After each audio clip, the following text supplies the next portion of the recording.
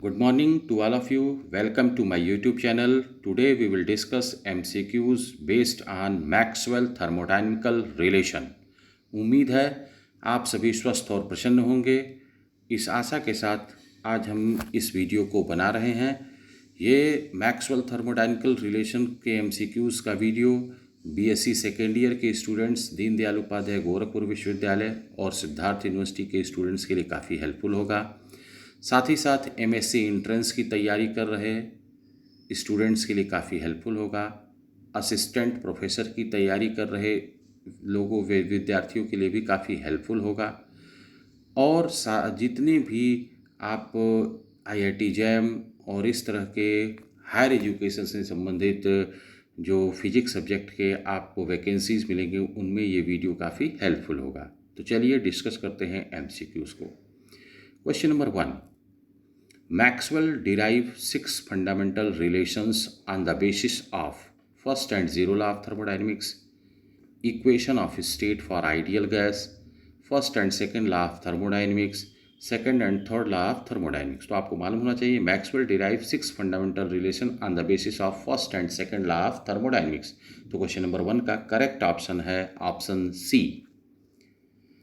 According to Maxwell, any pair of variables which can specify the state of a system are P, V and T, P, T, S, T, S, P, V, T and S। तो question number 2 जो है basically ये कुछ और नहीं, ये आपको thermodynamic variables पूछे गए हैं और आपको मालूम है कि 4 थर्मोडाइनमिक वेरिएबल्स होते हैं: टेम्परेचर, प्रेशर, वॉल्यूम और एंट्रोपी। तो क्वेश्चन नंबर 2 का करेक्ट ऑप्शन है option D. Question number 3. Which one of the following is not a Maxwell thermodynamical relation? अब समस्या यह है कि आपको मैक्सवेल थर्मोडायनेमिकल रिलेशन याद होने चाहिए, तभी आप ये डिसाइड कर पाएंगे कि कौन सा रिलेशन मैक्सवेल थर्मोडायनेमिकल रिलेशन नहीं है। तो आपको मैं बता दूं कि क्वेश्चन नंबर 3 का करेक्ट ऑप्शन है option A, del S upon del P at constant T is equal to minus del T upon del V at constant P.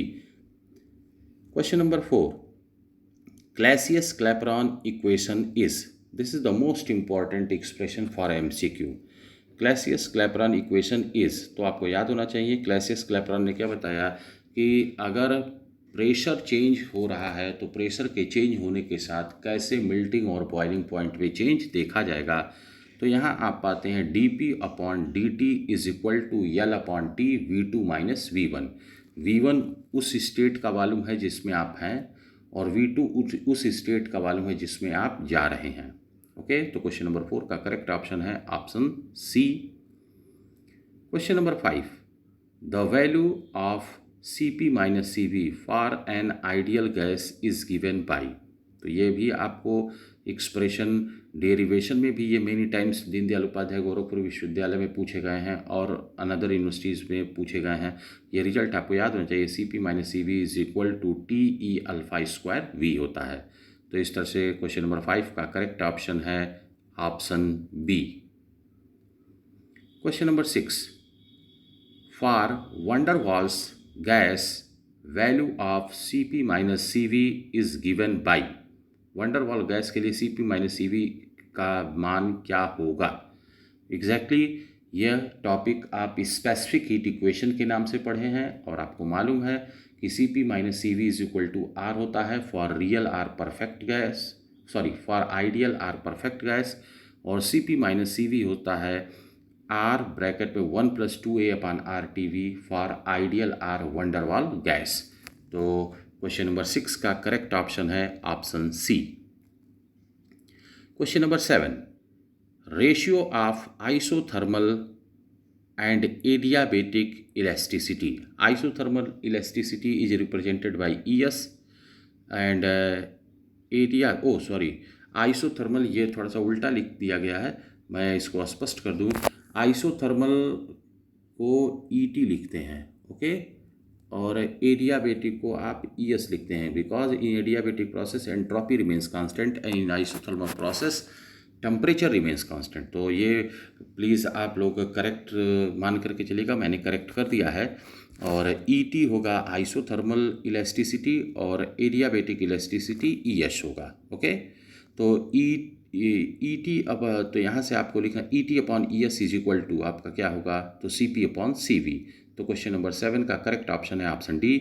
ये भी आपको सवाल E T upon E S is equal to C P upon C V proof करने की बात many times पूछी जा चुकी है।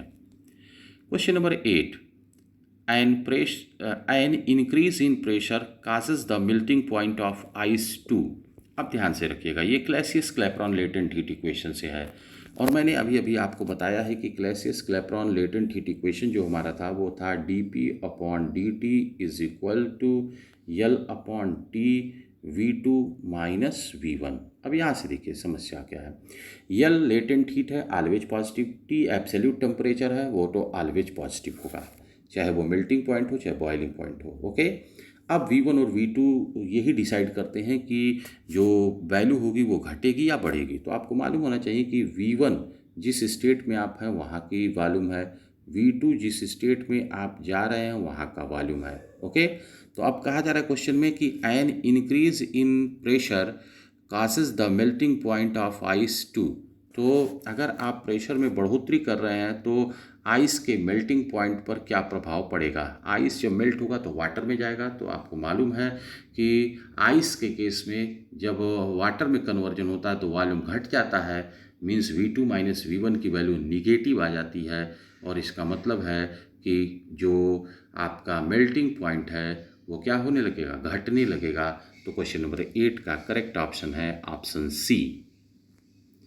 Question number 9, change in internal energy with volume in isothermal process is zero for real gas, B perfect gas, C real and perfect gas, D none of this. तो ये exactly क्या है, internal energy equation है, और internal energy equation याद आ रहा हो तो आप लिखते हैं del U upon del V at constant T.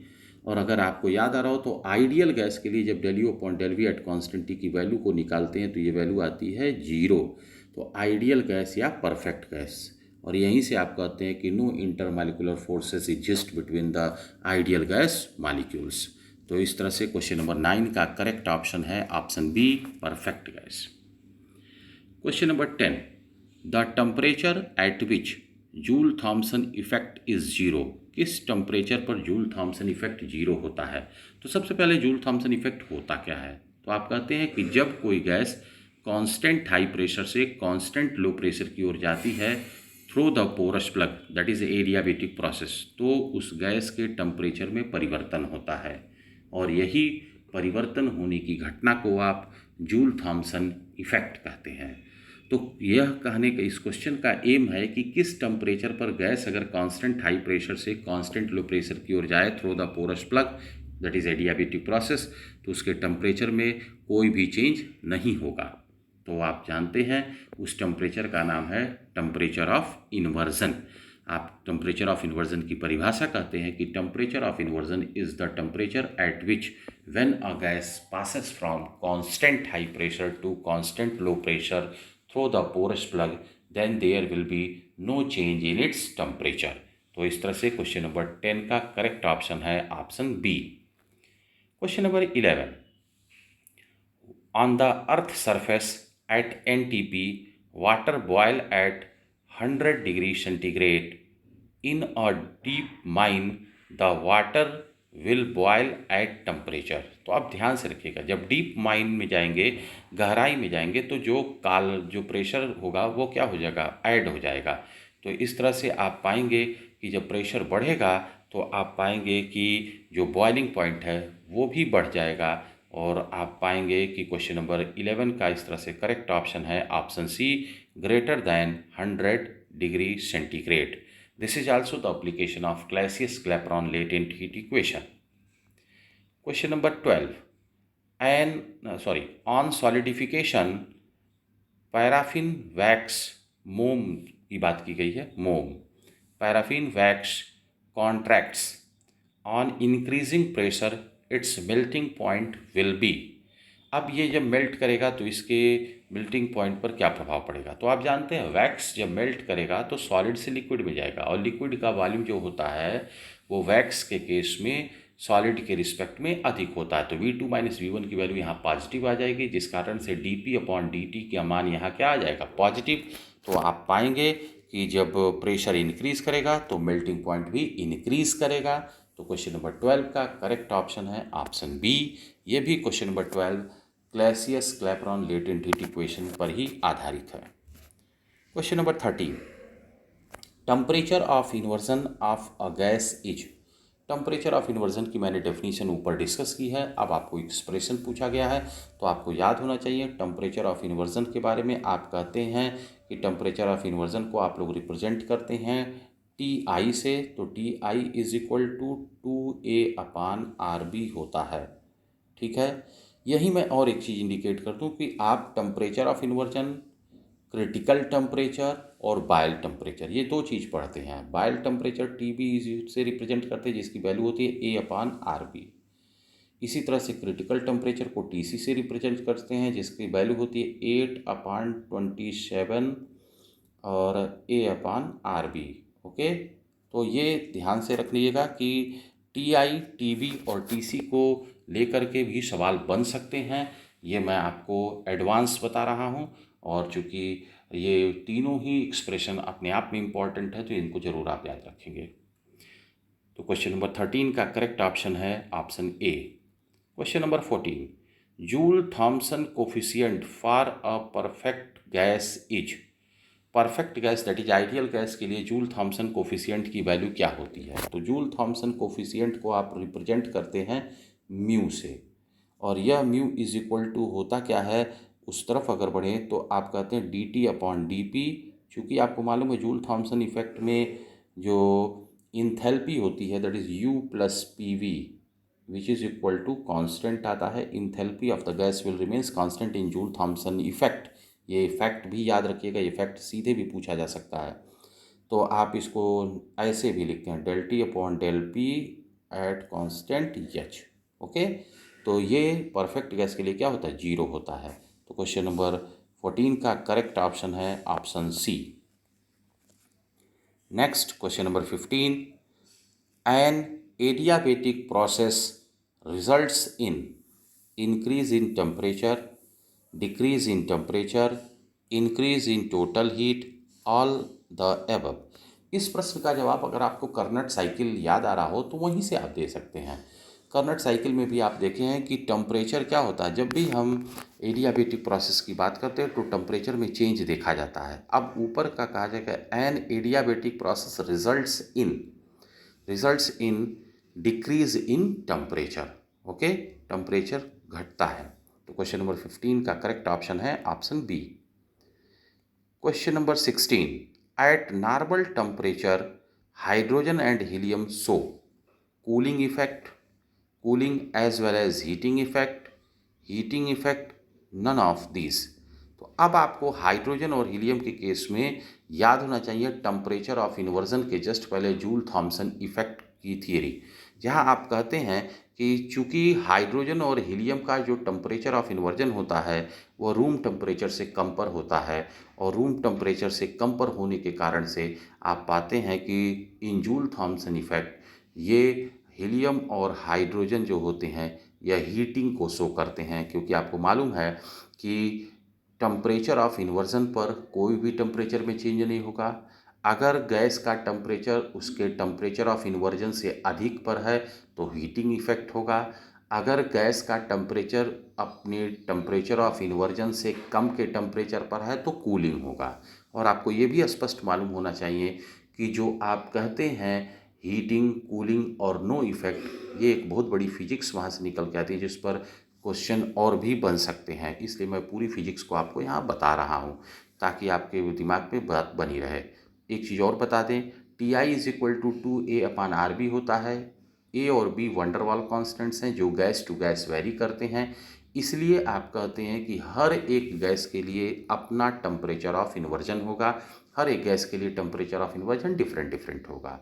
तो ये हाइड्रोजन और हीलियम एक्सेप्शन हैं जिनका temperature of inversion room temperature से कम पर होता है, जिस कारण से रूम टेम्परेचर पर जब आप हाइड्रोजन और हीलियम को जूल थॉमसन इफेक्ट में लेंगे तो यहाँ हीटिंग की फिनोमेना पाई जाएगी। तो क्वेश्चन नंबर 16 का करेक्ट ऑप्शन है option C. Question number 17, Helmholtz free energy function is expressed as.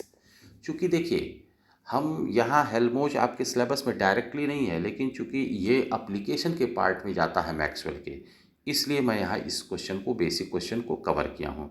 Helmholtz free energy function is expressed as, तो F is equal to U minus T S. तो question number 17 का correct option है option D. Which of the following statement is incorrect. कौन सा statement सही नहीं है, incorrect है। Boiling point of every liquid increases with increasing pressure. दूसरा है latent heat can not become zero. तीसरा है there is only one triple point of a substance. और ऑप्शन डी है specific heat of saturated water vapour eight 100 degree centigrade is negative. तो चूंकि हमको incorrect की बात करनी है, तो आपको मालूम है कि latent heat can not become zero, ये संभव, ये जो स्टेटमेंट है ये सही नहीं है। लेटेंट हीट जीरो भी हो सकती है। तो क्वेश्चन नंबर 8 का करेक्ट ऑप्शन है option B. Question number 19, first TDS equation is. First TDS equation का नाम आता है तो आपको याद होना चाहिए। फर्स्ट टीडीएस इक्वेशन का मतलब होता है कि आप टीडीएस की वैल्यू लिखेंगे टेम्परेचर और वॉल्यूम के टर्म में। सेकेंड टीडीएस का मतलब होता है कि आप टीडीएस की वैल्यू पाएंगे टेम्परेचर और प्रेशर के टर्म में। तो एकदम स्पष्ट होना चाहिए। आप फर्स्ट टीडीएस इक्वेशन में एंट्रोपी को लेते हैं function of, first TDS equation में फर्स्ट टीडीएस इक्वेशन में आप एंट्रोपी को लेते हैं S is function of T comma V, okay.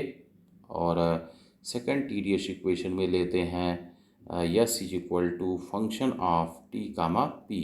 एक चीज़, पहला इंडिकेशन तो यहाँ होना चाहिए। अब आप ऑप्शन को देखिए। जैसे ही ऑप्शन को देखेंगे आपको मालूम चल जाएगा कि option C is correct option. T D S is equal to C V D T plus T del P upon del T into D V. ठीक है। अब बात आती है क्वेश्चन नंबर 17 का correct option option C. Question number 20, an iceberg melts at the base but not at the top because, melt at the base but not at the top, base पर melt कर रहा है, top पर नहीं, क्यों? कि option A ice at the top is usually different from bottom, high pressure at the bottom lowers the melting point, option C of impurities in the ice at the base, option D base of iceberg remains in warmer condition। तो क्यों iceberg जो है वो base पर melt करता है जबकि top पर मेल्ट नहीं करता है, इसका कारण क्या है? तो आप जानते हैं कारण क्या है। High pressure at the bottom lowers the melting point. जब प्रेशर बहुत अधिक है तो जो मेल्टिंग पॉइंट है वो घट जाता है। तो इस तरह से क्वेश्चन नंबर 20 का करेक्ट ऑप्शन है option B. Question number 21, four thermodynamic potential are. कौन से चार थर्मोडायनेमिक पोटेंशियल होते हैं? ये भी क्वेश्चन मैं एप्लीकेशन पार्ट में चूँकि कवर होते हैं थर्मोडायनेमिक पोटेंशियल, इस कारण से लिया हूँ क्योंकि ये क्वेश्चन मेनी जगहों पर, मेनी यूनिवर्सिटीज़ में एनुअल एग्जामिनेशन जहाँ MCQ है वहाँ पूछे जा चुके हैं। तो pressure, volume, temperature and internal energy, ये केमिकल, ये थर्मोडायनेमिक पोटेंशियल नहीं है। प्रेशर, वॉल्यूम, इंटरनल, ये भी थर्मोडायनेमिक पोटेंशियल नहीं है। हेल्महोल्ट्ज़ फंक्शन थर्मोडायनेमिक पोटेंशियल है। Option C internal energy, Helmholtz function, enthalpy and Gibbs function. तो क्वेश्चन नंबर 21 का करेक्ट ऑप्शन है ऑप्शन सी।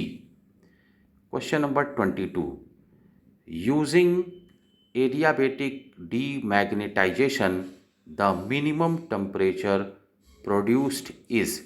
अब ध्यान से रखिएगा, ये क्वेश्चन बड़ा कंफ्यूजिंग है। यहाँ जो नहीं मिनिमम शब्द को पढ़ेगा वो गलत ऑप्शन लगा देगा, क्योंकि आपके दिमाग में है adiabatic demagnetisation can be used to achieve the temperature of paramagnetic salt below 1 kelvin. तो नॉर्मली हमारा दिमाग 1 केल्विन की तरफ जाता है, लेकिन देखिए वर्ड लगा हुआ है यहाँ मिनिमम। मिनिमम का मतलब होता है कम से कम इस मेथड से कितना आप पा सकते हैं, तो 10⁻³ केल्विन के आसपास का पा सकते हैं। ये समझिए कि बस जीरो, एब्सोल्यूट जीरो नहीं पा पाते हैं इस मेथड की मदद से, अदरवाइज करंट मॉडर्न फिजिक्स में आप इस मेथड का इस्तेमाल करके 10⁻³ केल्विन के आर्डर तक के टेम्परेचर को अचीव कर सके हैं। तो क्वेश्चन नंबर 22 का करेक्ट ऑप्शन है option B. Question number 23, the decrease in temperature during adiabatic demagnetisation is more when initial magnetic field is high, more when diamagnetic solid is used, more when initial temperature is high, more when initial magnetic field is low। तो आपको मालूम होना चाहिए कि जो paramagnetic substance है वो जितना ही हाईली मैग्नेटाइज होगा उतना ही अधिक उसके टेम्परेचर में कमी पाई जाएगी डीमैग्नेटाइजेशन के बाद। तो कब कोई हाईली मैग्नेटाइज होगा, जब आप एक्सटर्नल जो मैग्नेटिक फील्ड अप्लाई कर रहे हैं वो काफ़ी हाई स्ट्रेंथ की हो। तो इसका मतलब है क्वेश्चन नंबर 23 का करेक्ट ऑप्शन है option A, more when initial magnetic field is high. जब प्रारंभिक मैग्नेटिक फील्ड बहुत अधिक होगी तो आप पाएंगे कि एडियाबेटिक डीमैग्नेटाइजेशन के कारण से टेम्परेचर में कमी भी अधिक होगी। ओके, तो इस तरह से डियर स्टूडेंट्स आज हमने मैक्सवेल थर्मोडायनेमिक रिलेशन पर टॉप 23 MCQs को डिस्कस किया है। उम्मीद है कि ये MCQs आपके लिए काफ़ी हेल्पफुल होंगे एग्जामिनेशन के लिए, और इस आशा के साथ आज हम इस MCQ को बनाए हैं। अगर आप MCQ को PDF फाइल को पाना चाहते हैं तो आप हमारे डिस्क्रिप्शन बॉक्स में दिए गए लिंक के माध्यम से टेलीग्राम ग्रुप में ऐड हो सकते हैं। धन्यवाद।